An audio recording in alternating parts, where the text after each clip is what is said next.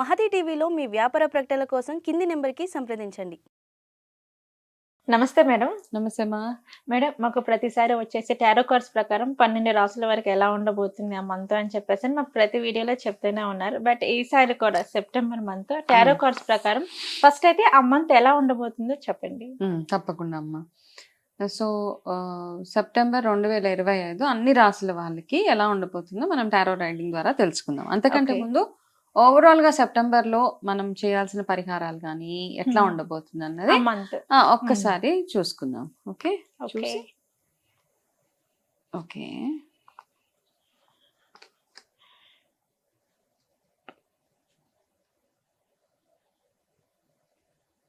Okay so సెప్టెంబర్లో ఏంటంటే ఓవరాల్గా ఏంటంటే మనం అందరం కాస్త ఆరోగ్యం మీద ఒకటి ఫోకస్ ఎక్కువగా పెట్టుకోవాలి.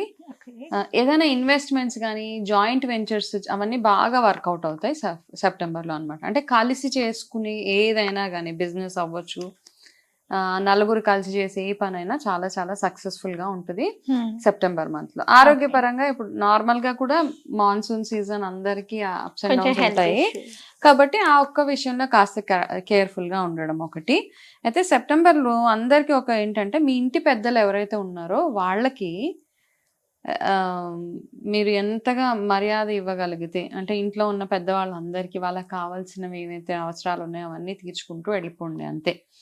అయితే దీనికి రిలేటెడ్ గా మనం పితృపక్షాల గురించి కూడా మాట్లాడుకుందాం.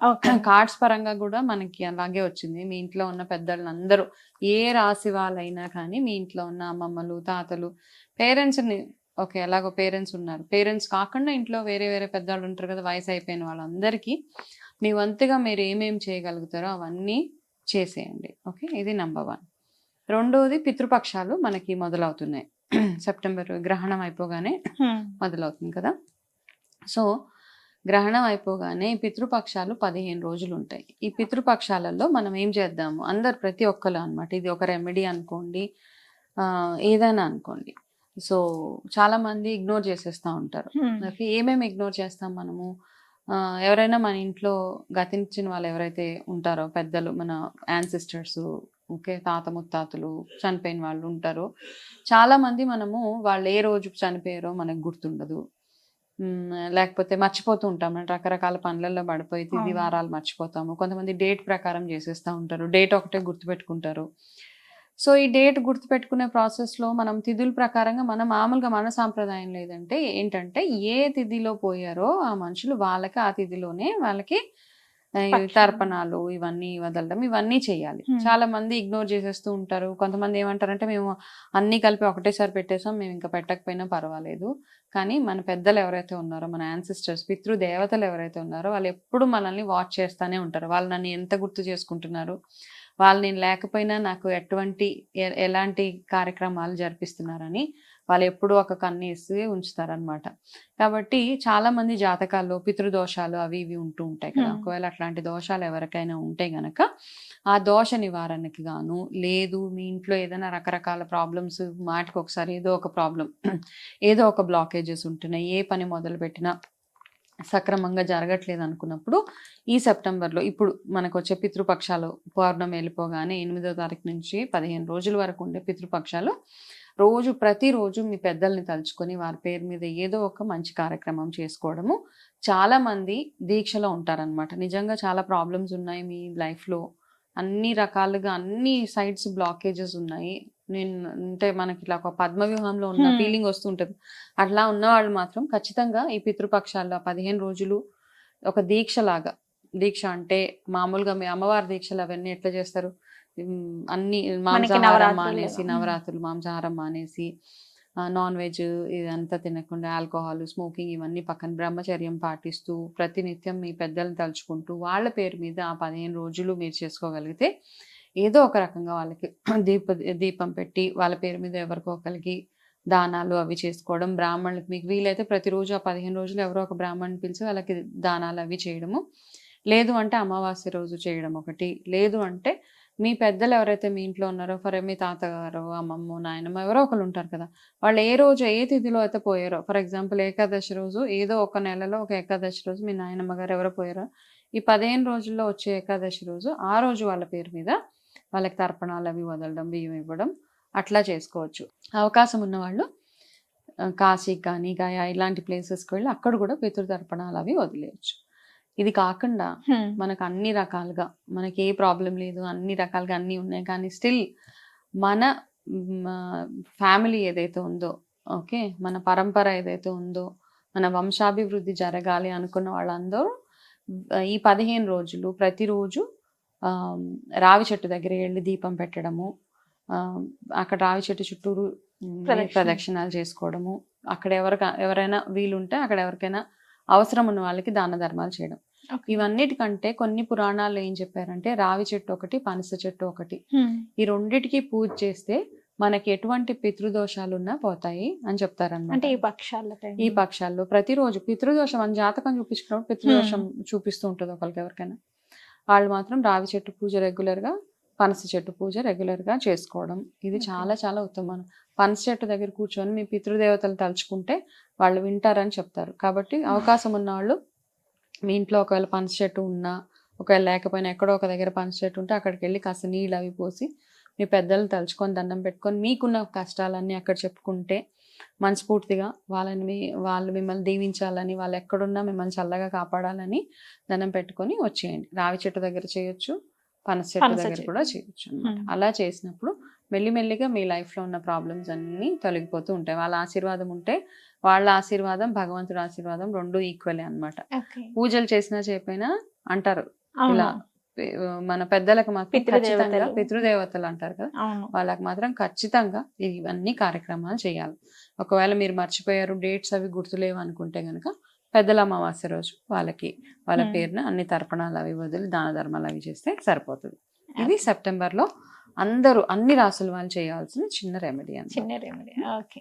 కర్కాటక రాశి వారికి వచ్చేసి సెప్టెంబర్ మంత్ లోనే టారో కార్డ్స్ ప్రకారం ఆ మంత్ వారికి ఏ విధంగా ఉండబోతుందో చెప్పండి.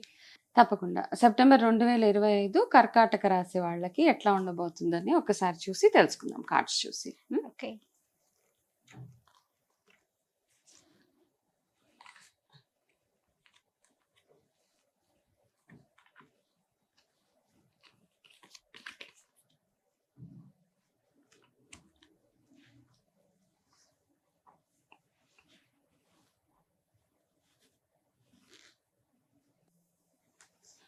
కర్కాటక రాశి వాళ్ళకి ఏంటంటే మిమ్మల్ని ఎవరో మిస్లీడ్ చేయడానికి చాలా ట్రై చేస్తారు, తప్పుదారి పట్టించడానికి ట్రై చేస్తూ ఉంటారు అనమాట.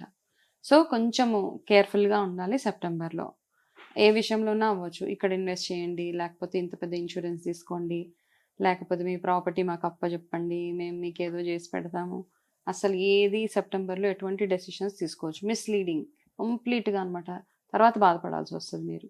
కాబట్టి మేజర్ డెసిషన్స్ ఏదైనా ఉంటే ఈ మంత్ అట్లానే హోల్డ్ చేసేసేయండి. ఓకే. చిన్న చిన్న normal day to day activities ఎలాగో నడుస్తూ ఉంటాయి, కాకపోతే పెద్ద పెద్ద డెసిషన్స్ మీ లైఫ్లో ఇన్వెస్ట్మెంట్స్ పరంగా, మ్యారేజెస్ పరంగా కానివ్వండి, బిజినెస్ స్టార్ట్ చేయాలి, ఎనీథింగ్ జస్ట్ హోల్డ్ చేసుకోండి. ఓకే.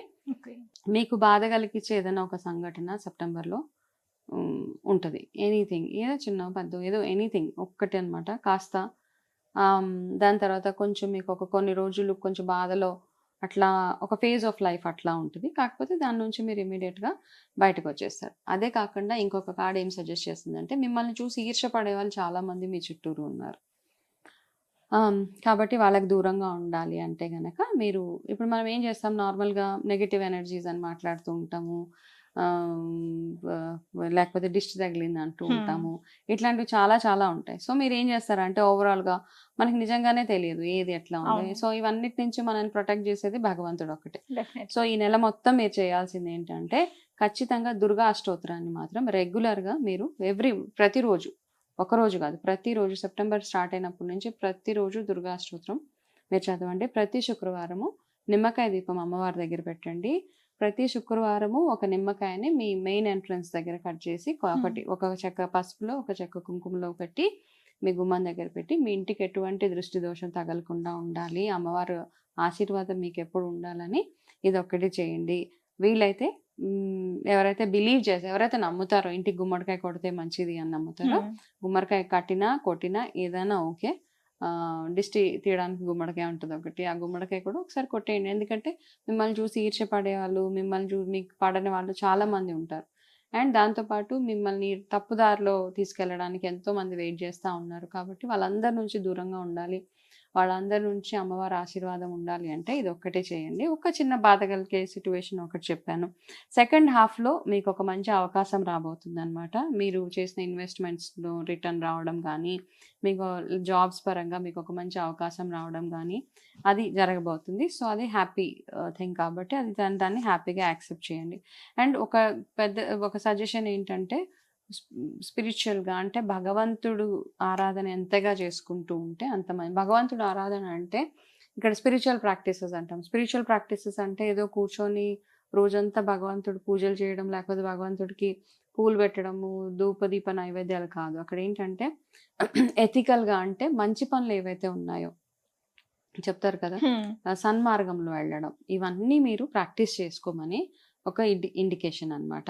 ఆరోగ్యపరంగా చూసుకుంటే మీకు ఎక్కువగా కీళ్ళకి సంబంధించింది మీకు కూడా సజెషన్. మీకు కీళ్ళకి సంబంధించింది కాబట్టి కొంచెము ఆహారం విషయాలలో టూ మచ్ ఆఫ్ ఎక్సర్సైజెస్ చేసేవాళ్ళు కొంచెం తగ్గించండి. నేను ఎంత ఎక్కువ ఎక్సర్సైజ్ చేస్తే అంత బాగుంటుంది అనుకునే వాళ్ళు చాలామంది ఉంటారు కదా! మీ బాడీ ఎంత అలౌ చేస్తే అంత మాత్రమే ఎక్సర్సైజెస్ చేసుకుంటే సరిపోతుంది. ఓవర్‌గా ఏది చేయద్దు. అతి దేంట్లోనూ మంచిది కాదు.